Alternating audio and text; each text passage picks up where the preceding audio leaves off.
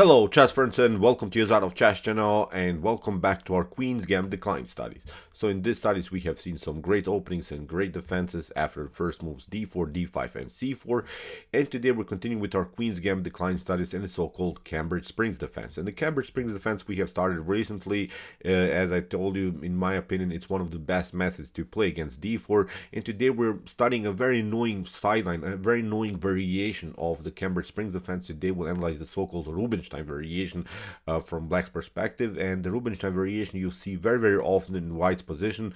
This is a method that white is trying in order to get a simplification, in order to get really some beautiful attacking possibilities, and in this video I wanted to show you how to play against this Rubinstein variation, and the cornerstone game that we'll use in this variation is a beautiful game here played by Stockfish with the black pieces against the dragon engine, and I think you can really use this game as your start of this Rubinstein system, and then afterwards you can build it up, you can upgrade it with some other opportunities, with some other sidelines for both sides, because I think the Rubinstein variation, as I said, you see very often. This is a must-know theory, so that's why please pay good attention how Stockfish is playing against the system. So here the first move is of course the move d4. We're playing now the move d5. After move c4 we have c6 the Slav. I've explained to you that you can get this Cambridge Springs defense out of the Slav defense, you can get it out of the Queen's Gambit decline. It doesn't matter, we'll move just this moves a little bit faster, the first couple of moves. And now very important move, bishop to g5. Now we play knight to d7, and after move e3 now comes our Cambridge Springs defense move, which is now the move queen to a5. And as I said, we have this Yugoslav variation with the c takes d5, knight to d5. That's the line that we have covered recently. Now white is changing the direction of the game with this particular move order, with the move knight to d2, which becomes now the so-called Rubinstein variation. And this system seems maybe as like a mistake that white is doing, because white is leaving here the protection of the dark square bishop on g5, but that's exactly what white wants to do. White wants to give up here the bishop pair in order to get a powerful knight control. Here white is trying to get really this knight centralized, and is trying to chase your queen away from this active square on a5. So now after move knight to d2, my recommendation is to go into this line.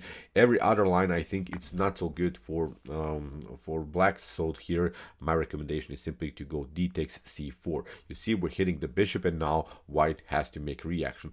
White cannot of course also go here with bishop to h4 or bishop to f4, because it's a loss of tempo, and now black has time to cement the position around the square b5. That's I think the downside here for white. So that's why white needs to play with the tempo. White needs to take out the knight on f6, but now we play knight to f6, and we have now reached this position after knight to c4, queen to c7. That's I think a cornerstone position of the Rubinstein variation of the Cambridge Springs defense. And okay, let's stop and evaluate a little bit the position, because you may think now every problem is solved, I have the bishop here, I have a good game, but there is also, we have to say it here, a downside in black's camp. First of all, white has a great control of the e5 square. The other important thing here to notice is that the bishop, the light square bishop, is paralyzed by its own pawn structure. It cannot get out. That's I think a very important thing to say. The bishop's activity is not so good.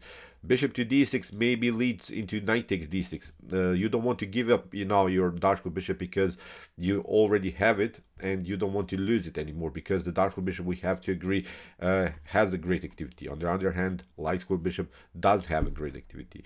When we come to pawn structures, we can also notice that white has a dominant central control with e4 and a d4. White will connect both of these pawns on the fourth rank and will have a great control here of the center of the board. So it's not so easy. As I said, it's not so easy to play the game. We have simplified the game enough, but now it's really time to know where is this going. What should we do here from black's perspective? So now white will many times play this move. Also, very aggressive method. Don't get surprised by this move, because the rook is getting on the c file where already the queen is. And the downside is, as I said, that you don't have good squares for the queen. You don't have access to the b6, you don't have access to the a5 square. you don't want to retreat, of course, on d8. That's your starting square, and you should never place with the same place twice, three times in the opening and then get back on the starting square. There are maybe some exceptions of the rule, but now, as I said, it doesn't make sense to play the move queen to d8. You see now with the move rook to c1, white is really doing great here. White is also attacking now indirectly your queen on the c file. So here in the game, Stockfish plays a calm bishop to e7. After g3, you see also this very important move g3. Bishop to g2 can be played, and now simply trying to open here this long diagonal also with methods e4 d5. This is now also an opportunity for white.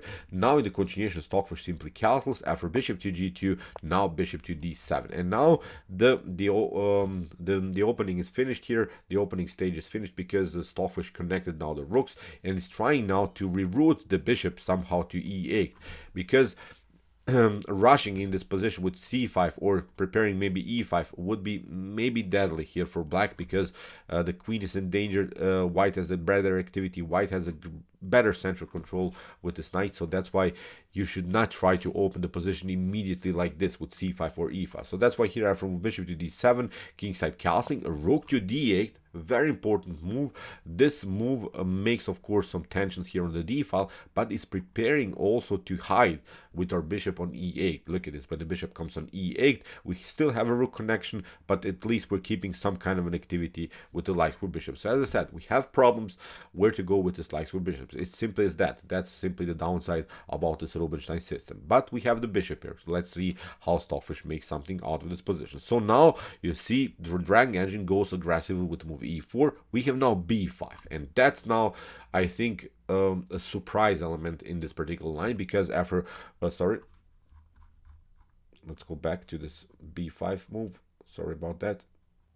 So here after move b5, of course your opponent has to step back, and now we have even another tempo b4. That's, I think, a method that you could use. After knight to e2, now we get the queen out of the range of the rook with queen to b6, and the most important strategic goal here that we are preparing is finally to break and enter with the move c5. That's, I think, something that we want to do. c5, c5, c5, breaking simply the position. Of course, you want to also get out of the range of the light square bishop with methods like rook to c8 and then preparing again the move c5. I think this is a playable position. I see only two games in the database. One is winning for white, one is winning, one is a draw.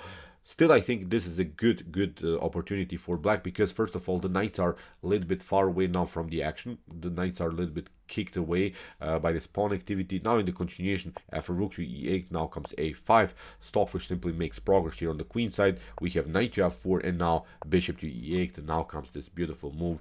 As we said, okay, still the light square bishop hasn't improved its activity, but it at least opened some other activities for some other pieces. Now look at this, the pawn is weak here on d4. We can use now the move rook to c8, c5 again. The knight is controlling the center of the board. The bishop is very active here, so slowly but surely Stockfish is getting out of this tactical mess. So here in the continuation, we have now knight to e2 by the dragon engine. If you play e5, of course, we'll simply hit the rook, and if you play d5 here in this particular position, it doesn't make sense, I think, because after c takes d5, we got rid of our annoying pawn. We liberate, of course, our long diagonal now for the light square bishop. After something like e takes d5, we can even use this particular square, bishop to c5, because if you pick up here the pawn, you lose the queen on the d file.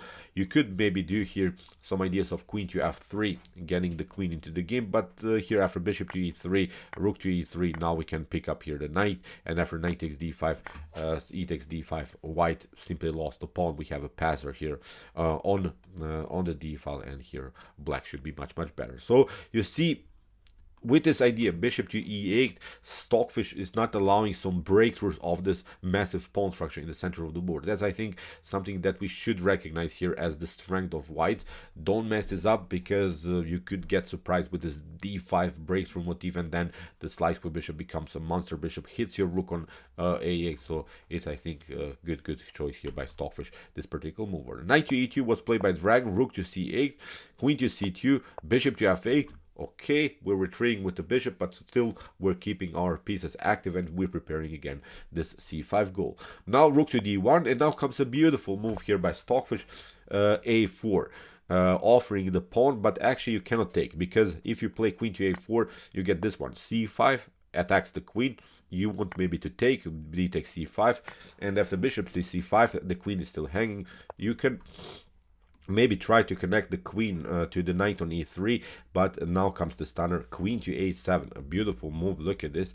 We're threatening bishop to a4, and now we're hitting the rook, so it's already messed up game here for white. So really beautiful tactical shot at this move. a4, dragon didn't fall for this, played a different idea, bishop to h3, try to somehow open the position with the move d5 and hitting the rook on c8. In the continuation we have queen to h7, and now in the continuation here the dragon engine played knight to c4. If you play d5, of course the position gets opened with c takes d5 and hits the queen, of course, so that's why you don't want to play the game like this. If you play this one, rook to c8, rook to c8, and now we can play queen to a6, hitting the rook and the knight, so this would be then game over. We can also pick up here this pawn on e4, so it's simply a bad game again for white. So that's why here after move queen to a7, the dragon engine didn't touch anything, played now knight to c4, rook to b8, we have bishop to g2, and now finally c5, c5, c5. That's the move that we wanted to get. We had really our issues with our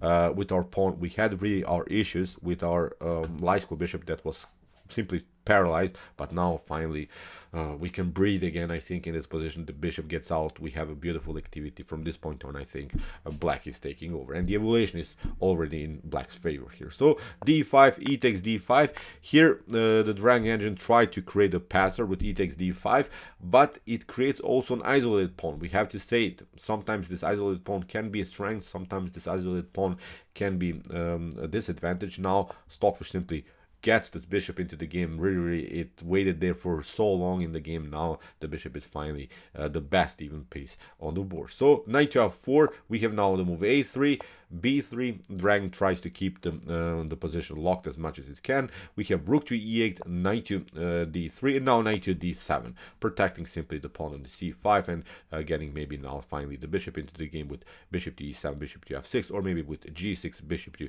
g7. These are, I think, realistic moves here for black. So in the continuation we have now h4, g6, h5. Here the dragon engine is trying to maybe somehow undermine the protection of the king, get maybe somehow the light square bishop into the game on this diagonal, maybe with the support of the queen, also creating some tactical threats around the square g6. Don't get surprised by this method. Also in an earlier stage of the game I've played a couple of times this Rubinstein system with the black pieces, and many times white is building this queen and bishop battery on light squares, is trying to get somehow also the knights into the game, and is trying really to destroy your pawn structure in front of the king. Don't get surprised if that some kind of an idea even happens earlier in the game. Now of course it comes later, but as I said, I've seen it many times, this attacking method of white. So in the continuation we have now queen to a6, connecting now the queen to the pawn. We have bishop to h3. Again the dragon engine is trying to get the bishop somehow into the game. If you play h takes g6, then we can play h takes g6, and now after something like knight to f4, maybe the threat would be knight takes g6 and maybe further pressure around the square g6. Now we can play bishop to h6 and also pin the knight, and look at this, the queen is connected to this pawn. This knight is protecting protected by the knight on d7, so we have again a beautiful bishop's activity. So in the game after queen to a6, the dragon engine tried bishop to a6, but now the queen comes in a beautiful way into the defense. Queen to f6, bishop takes d7, bishop takes d7, and now f4. The dragon engine is desperately trying to open now somehow the position on the king side. We have g takes h5, knight to e5, hitting the bishop, and now bishop to b5, simply attacking the knight. We have queen to e2, queen to f5, after queen to c2, queen takes c2. Here Stockfish of course simplifies the game. These knights are still annoying, but now after queen to c2, sorry, again I moved a little bit too fast. After queen to c2, rook takes c2, rook to d8, controlling now further the d file. After rook to d2, now comes a very important move, f6, kicking away simply this knight from the center of the board. You should not tolerate, of course, this powerful knight there, so that's why black needs now to retreat. But now comes the stunner of the game. Here a beautiful tactical shot by Stockfish. Maybe you can pause the video and try to see maybe here the best continuation for black. Maybe just for fun, try to, I'm not saying this is a maybe puzzle that solves you the whole game, but it's a puzzle that solves you, I think, a good continuation. I think many of us would retreat with a rook, but maybe you can try to see here really the best continuation. Really, really stunning tactics. So, okay, the best move is actually here to move bishop takes c4, sacrificing the rook for the exchange. Drang accepts it with knight takes d8, and we have bishop takes b3, and after a takes b3, rook takes d8. We have created now a passer on the a file, which is supported by the dark square bishop. Of course, not immediately, but when we push the pawn on f5, this bishop is coming into the game, and the game is really, really messed up here for white. In the continuation, we had rook to c2, f5. We have king to f2, king to f7. Of course, the dragon and the Stockfish engine are trying to get the king closer to the game. We have now move h6, king to f2, bishop to d6, and now rook to h1. And now comes a new stunner here by Stockfish. Stockfish plays a beautiful h4. This is really amazing what Stockfish is doing, because there are of course two choices what you can do. You can play here the move g takes h4, but it leads into complication because rook to e8 is getting the rook into the game. Look at this. You can maybe compete on the e file, but now we pick up the rook. Rook takes e1, king to e1, and now with the move bishop to e7, we are trying this method, c4. You cannot of course play b takes c4 because these two pawns are connected suddenly on the sixth. Okay, here it's the third rank, and the rook cannot stop both of them. So that's why you have to play here rook takes c4, but now with the move a2, you have to step back. We have bishop to f6, and look at this. As we said, this bishop is covering this square that we can use for the promotion, and this is game over. So that's why after move h4, here in this position, rook takes h4 was played by the dragging engine, but now a beautiful move here by Stockfish, bishop to f8. Opens now the d file, hits the pawn on d5. Here, if you play king to e2, like the dragging engine is playing now, bishop to g7, and now we're threatening again this ideas a2, a1, and it's game over. If you play maybe here rook to c1, then we simply pick up here the pawn. We can again use this method c4, b3, a2, a1. That's, I think, always the tactical threat in this position. So that's why after move bishop to g7, the dragging engine took the pawn on c5, but now the a2 pawn is coming. You can play a couple of checks. You cannot take, of course. We'll simply promote a new queen. So that's why the dragging engine tried to go behind, but now after a1, the promotion, bishop to a1, here the dragging engine took, but also rook to d5, as we said. Now also this pawn can be protected. After a couple of checks, Stockfish grabbed also this pawn, and basically the game was over after a couple of moves. Here in this position, the dragging engine resigned. So incredible game, incredible setup of the Rubinstein system. I think this is a method that you can use.